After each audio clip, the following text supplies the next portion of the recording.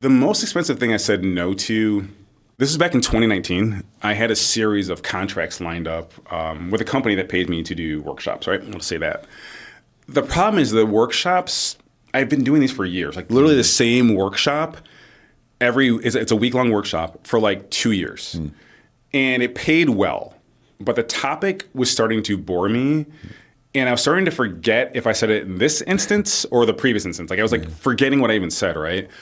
So I tried to see if I could make it work by just teaching it like part-time, right? Some other instructor does half the week, I do the other week, right? See if that works, right? Because that's my hard or wrong model, right? So like the test is like, when you come to some kind of challenge, is it hard or wrong, right? So is teaching hard or is it wrong? I had to ask myself that, right?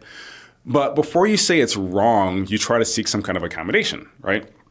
So it's like, okay, it's hard, but is it wrong? I don't know, making some money, can I make it more right? That still didn't work.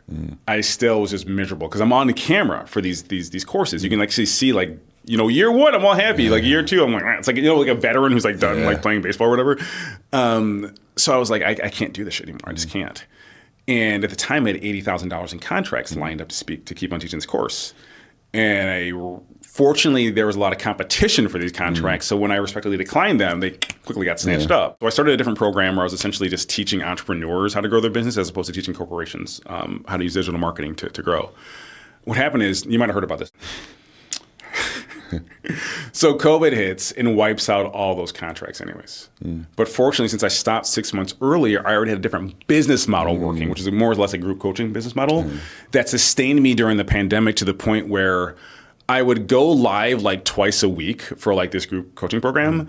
And that was really it. I was making more money doing that during the pandemic than I was teaching those courses, which is insane. But had I not said no to that $80,000, I don't know what would have happened in the pandemic. It would have been far worse. And I would have not made that shift sooner.